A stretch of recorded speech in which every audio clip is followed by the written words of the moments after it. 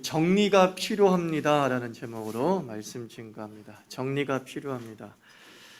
익숙한 직업이 사라지고 새로운 직업이 창출됩니다. 생소하지만 정리사라는 직종이 생겼습니다. 가정이나 사무실을 정리정돈해주는 전문가입니다. 정리 컨설턴트라고도 합니다. 정의숙 대표는 우리나라 대표적 정리정돈 전문가입니다. 최고의 인테리어는 정리라는 책도 썼습니다. 지금까지 2,000곳 이상의 집을 정리하면서 의뢰인과 먼저 대화를 나눈다고 합니다. 그러면서 왜 집을 정리하는지 물으면 상당수가 죽음 때문에 집을 정리한다라고 말합니다.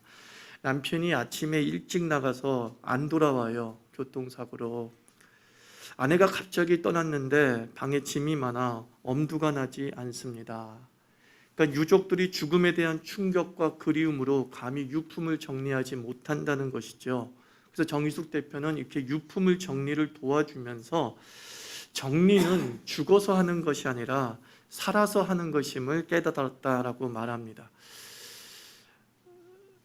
우리가 생을 위해서 쌓아두었던 많은 물건은 사실 그 순간을 살게 한 것이죠.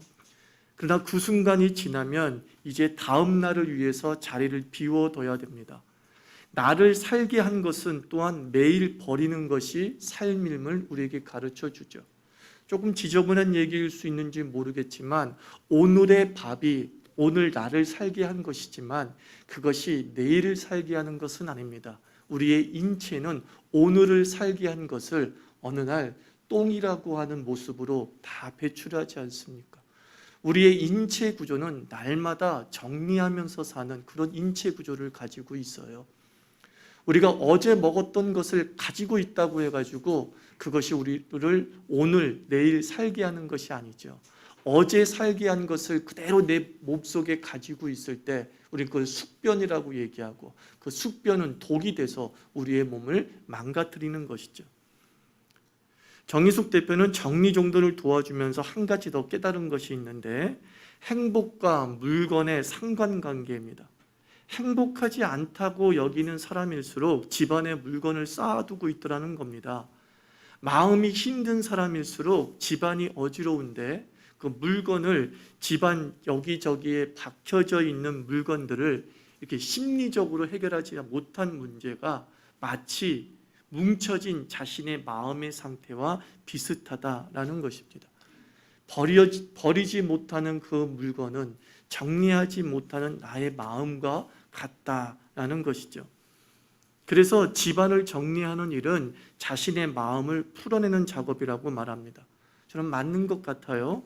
연인과 헤어진 후에 우울 속에서 지내다가 마음이 잡히면 우리가 바로 하는 것이 뭐죠? 정리정돈이에요. 마음이 매우 힘들고 어려울 땐 아무것도 안 해요. 그냥 먹던 것도 그 자리에 놔둬요. 설거지도 하지 않아요. 빵 조각도 다 그 자리에 놔둬요. 그러다가 내 마음속에서 그 사람이 떠나고 내 마음속에서 이별에 대한 확고한 받아들임이 생기게 될 때 우리는 가장 먼저 정리정돈을 하게 되는 것이죠. 그러니까 결국은 무엇이 우선순위냐라고 말할 수는 없지만 분명한 것은 어지럽혀져 있는 삶 그리고 수많은 물건이 쌓여져 있는 삶은 우리의 마음 상태를 보여주고 있다는 것은 분명합니다. 또 하나는 집안에 남편의 공간이 거의 없는 집은 10중 8구 부부 사이가 좋지 않았다고 합니다. 이것은 방을 말하는 것이 아니라 지금 공간입니다. 공간. 면도기가 세면대에 가지런히 놓여 있는 것, 그것이 바로 남편의 공간인 것이죠. 그러니까 서로의 공간이 정리되지 않을 때 그 관계는 혼돈스럽다는 말과 같다는 거예요.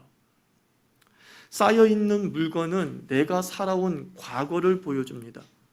어디에 집착했는지, 무엇을 좋아했는지, 또 무엇이 필요했는지 알려주는 일기장 같습니다. 어지럽혀져 있는 물건은 내 삶의 현재입니다. 나를 살게 했던 것이 나를 혼돈 속에 몰아가고 있다는 이 아이러니를 빨리 깨달아야 됩니다.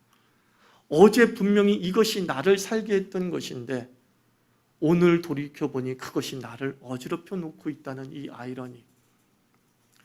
야곱은 자수성가의 전형이죠. 야곱은 아무것도 없는 사람이었습니다. 그러나 시간이 지나면서 무엇이나 있는 인생이 되었습니다. 야곱은 형 에서와 쌍둥이였습니다. 장자권을 받기 위해서 에서를 속였습니다. 아버지 이삭도 속였습니다. 에서의 위협 때문에 정말 무일푼으로 고향 땅을 등져야 했습니다. 도망갔습니다. 그래서 베델에서 잠을 자다가 하나님을 만나게 되죠. 하나님께 그가 호소합니다. 하나님, 나를 이곳에 다시 돌아오게 하시면 내가 이곳에 단을 쌓겠습니다. 내가 이곳에서 예배하겠습니다. 그리고 삼촌이 있는 하란으로 도망갔습니다. 그 하란에서 아주 인색한 삼촌 밑에서 수십 년간 고생하면서 아내도 얻고 자식도 얻고 어느 정도의 돈도 벌었던 것 같습니다. 그리고 그가 돌아올 때에, 고향으로 돌아올 때에 드라빔이라고 하는 이 부족 신앙의 어떤 상징들도 이렇게 함께 가지고 나오게 됩니다. 한마디로 말해서 야곱의 일생은 계속 쌓여가는 인생이에요. 쌓여가는 인생. 돈이 쌓입니다. 가족이 쌓입니다. 심지어 이방 신상까지 쌓입니다.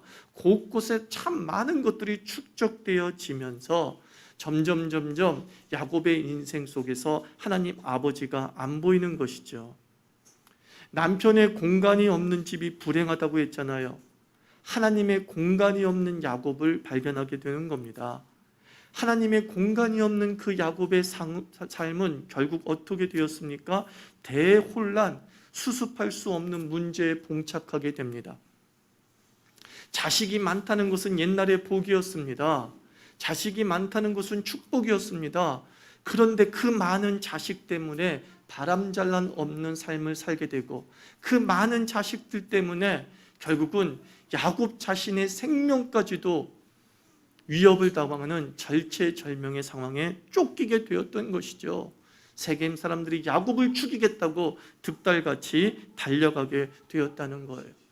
그런데 이 위기 속에서 그가 쌓아놓은 것들은 아무 도움도 되지 못했다는 거예요. 그가 어지럽혀 놓은 인생의 수많은 축적물들이 전혀 도움이 되지 못했다는 것이죠. 근데 느닷없이 또다시 하나님이 나타납니다. 야곱은 참 축복받은 사람이에요. 베델에서도 하나님 좀 나타나세요라고 해서 나타난 게 아니라 야곱을 찾아오셨어요. 근데 이 위기 상황에서도 또 하나님이 야곱을 찾아오셔서 야곱에게 얘기합니다. 네가 나한테 약속했던 그 베델로 다시 올라가 라고 말씀합니다. 그래서 야곱이 결단합니다. 그 야곱의 결단이 어떤 내용입니까? 오늘 보니까 쉬운 말로 정리정돈하고 있는 것으로 시작을 합니다. 모든 이방의 장신구를 버리라 라고 말합니다. 그리고 옷도 버리라 라고 말합니다. 귀걸이도 버리라 라고 얘기합니다. 그래서 온 가족에게 곳곳에 쌓여 있었던 수많은 이방의 장신구들과 그리고 돈 많은 것들을 다 긁어 모아가지고 세겜 상수인함에 묻었다는 거예요. 뭐예요? 버렸다라는 겁니다. 야곱도 굉장히 놀랐을 거예요. 내가 이렇게 많은 이방의 장신구를 가지고 있었던가? 내가 이렇게 많은 것들을 쌓아놓고 살았단 말인가? 근데 그 많은 것들이 정말 쓸모가 없다는 사실에 그가 더 놀랐을 거예요. 이 위기 상황에서 드라빔이, 이 위기 상황에서 이방의 장신구, 즉 부적인 거예요.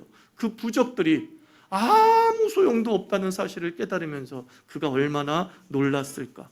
내가 이렇게 쓸모없는 것을 모으며 지금까지 살았단 말인가?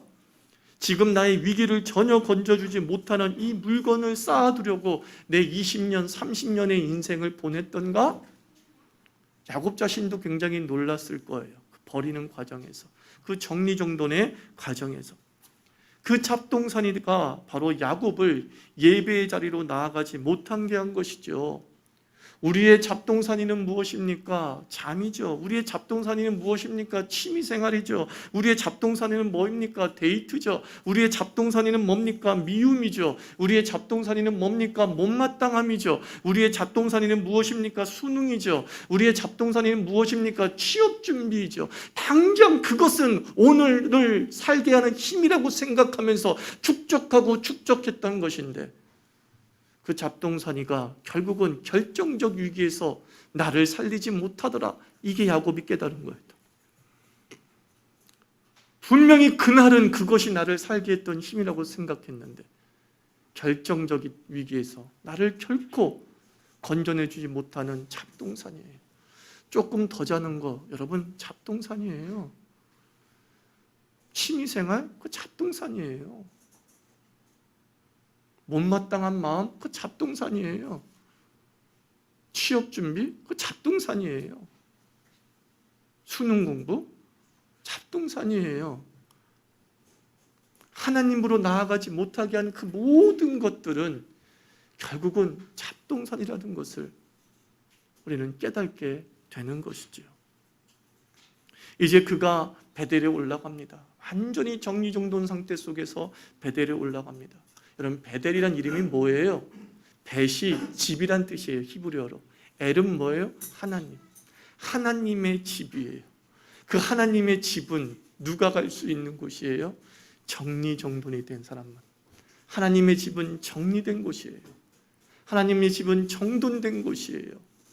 야곱이 정리정돈이 끝났을 때 그는 베델에서 하나님께만 집중하며 예배를 드릴 수 있었고, 오늘 말씀을 보면 그가 정리정돈을 하면서 가장 쓸모있다고 여겼던 것들이 가장 무용지물임을 깨닫고 다 버렸을 때에, 즉 자기를 지켜줄 수 있을 거라고 생각했던 모든 것들을 다 버렸을 때에 성경은 이렇게 얘기합니다. 야곱을 쫓아오는 자들이 더 이상 쫓아오지 아니하더라. 참 희한하지 않습니까? 나를 지켜줄 수 있다는 것을 버렸는데, 나를 지켜줄 수 있다는 것을 정리정돈하면서 다 버렸는데, 더 이상 지켜줄 것이 없는 그 야곱의 삶 속에 하나님은 역사하시어서 저들이 야곱을 쫓아오지 못하게 하시더라. 그리고 베델에서 뒷생각 안 하고 예배만 드릴 수 있었던 거예요. 누가 쫓아온다고 생각하면 베델에서 제대로 예배 드릴 수 있었겠어요? 예배 드릴 수 없었겠지요. 하나님이 베델로 올라가는 야곱을 위해서, 모든 것을 버리고 예배의 자리로 올라가려는 야곱을 위해서 하나님은 후환을 막으셨다라는 겁니다. 여러분, 우리 삶 속에서 그런 생각이 들잖아요. 갑자기 가스불을 안 잠그고 뭐 별 생각 다 들 때가 있잖아요. 저는 믿습니다. 하나님을 향해서 나아오기 위해서 내 모든 염려와 걱정을 버리고 나아갈 때 하나님은 우리의 후환을 막아주실 줄 믿습니다. 야곱이 그것을 우리에게 이야기해 주고 있는 거예요. 야곱을 통해서 깨닫는 것이 하나 있다면 저는 이거예요. 정리라는 건 뭐냐? 살려는 의지입니다. 누가 정리하는 줄 아십니까? 살려고 하는 의지가 있는 사람이 정리예요. 정리는 행복에 대한 의욕 표현이에요. 나 한번 행복하게 살고 싶어. 나 정말 멋지게 살고 싶어. 이 마음이 강렬한 사람이 정리정돈하는 겁니다. 멋지게 살고 싶다는 소망이 강하면 정리정돈으로 시작하는 거예요. 신앙도 마찬가지고 인생도 마찬가지예요. 정리정돈해서 행복한 게 아니라 정리정돈을 할 마음이 생길 정도로 여러분은 삶의 의욕이 강하다는 것이죠. 하나님께서 우리를 행복하게 하시기 위해서 가장 먼저 무슨 마음을 주십니까? 정리하는 마음을 주시는 거예요. 하나님께서 우리 인생 속에서 위기를 끊게 하시기 위해서 가장 먼저 우리에게 주시는 마음이 뭐예요? 정리하자는 거예요. 버릴 건 버리고 끊을 건 끊자. 이 마음이 여러분 마음속에 생겼다면 하나님이 주시는 마음인 줄 믿습니다. 하나님은 정말 내가 행복하게 살기를 원하시는구나. 하나님은 정말 나를 이 위기 속에서 건지기를 원하시는구나. 여러분의 모든 이방의 잡동사니를 버리고자 하는 마음이 생길 때, 그리고 그것을 실행에 옮길 때 하나님도 동일하게 그 순간 그 타이밍에 맞게 우리의 모든 추적자를 끊어주실 줄 믿습니다. 여러분, 우리가 어떻게 정리할까요? 한번 적용해 봅시다. 저는 정리라는 것은 크게 두 가지라고 보는 거예요. 여기서 말하는 지금 제가 물건 정리 이야기하는 거 아닙니다. 인생 정리, 신앙 정리를 이야기할 때 물건 정리에 비유해서 말씀을 드리고 있다는 거 기억하십시오. 다 빼먹고 집에 가서 이제 나 옷장 이렇게 정리해야지 이 생각하지 마시고 어떻게 정리해야 되느냐. 첫째가 정리란 이겁니다. 자리 정하기입니다. 자리 정하기. 어지럽혀졌다는 것은 무슨 뜻인 줄 아세요? 각자의 자리가 없다라는 거예요. 여러분, 수납 공간이 없다라는 건 무슨 뜻이에요? 그 물건에 자리가 없다, 그런 뜻이에요. 수납 공간을 만든다는 것은 그 물건의 자리를 만드는 거예요. 정리라는 것은 자리 정하기입니다. 신앙에서 자리 정하기란 무엇입니까? 하나님을 가장 잘 보이는 곳에 두는 것을 자리 정하기라고 하는 거예요. 우리에게 필요한 정리는 바로 이것입니다. 하나님이 가장 잘 보이는 곳에 하나님을 두십시오. 어떤 분은 그것을 마음의 좌소라고 얘기도 합니다. 중심이라고도 얘기를 합니다. 너무 추상적인 것처럼 보이죠. 하나님이 내 인생에 가장 잘 보이는 곳에 둔다라고 하는 것은 크게 세 가지예요. 아침에 눈 뜨자마자 기도, 그것이 하나님을 가장 잘 보이는 자리에 두는 거예요. 한숨 대신에 감사, 그것이 바로 가장 하나님을 잘 보이는 곳에 두는 자리 정하기예요. 그리고 셋째, 매일 성경 읽기가 하나님을 가장 잘 보이는 곳에 두는 거예요.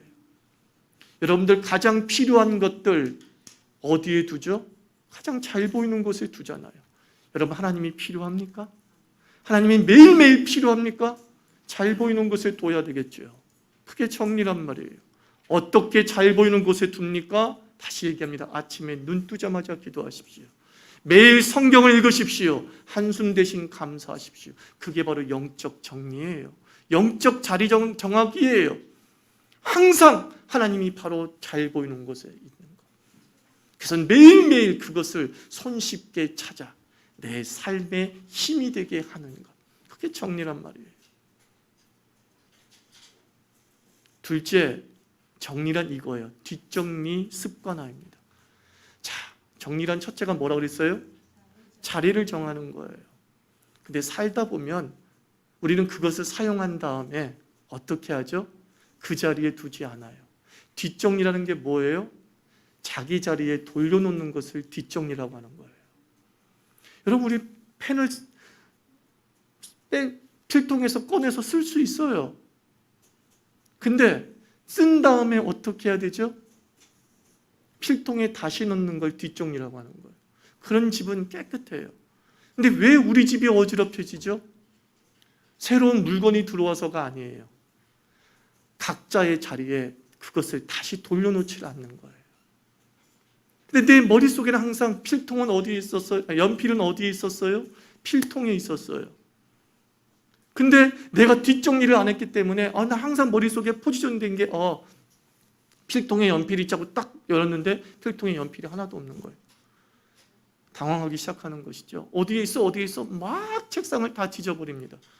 그리고 5분, 10분이 지납니다. 5분, 10분이 지나니까 갑자기 떠올랐던 영감이 다 잊혀져 버리는 거예요. 그걸 빨리 적어야 되는데. 우리 자신들이 여러분 삶 속에서 매일매일 아침에 눈 뜨자마자 기도하고 한숨 대신 감사하고 매일 성경 읽기라고 하는 자리 정하기를 해두었어요. 그런데 때로 그것이 그 자리에 있지 아니하고 아침에 눈 뜨자마자 짜증, 감사 대신에 날마다 불평, 매일 성경 읽기 대신에 엉뚱한 드라마 보기, 이런 식으로 우리가 어지럽혀질 수도 있다는 것이에요. 그때 당황하지 말고 뭐라는 거예요? 뒷정리하라는 거예요. 다시 자리 정하게 해주는 거예요. 자리 정하게 해주는 거예요.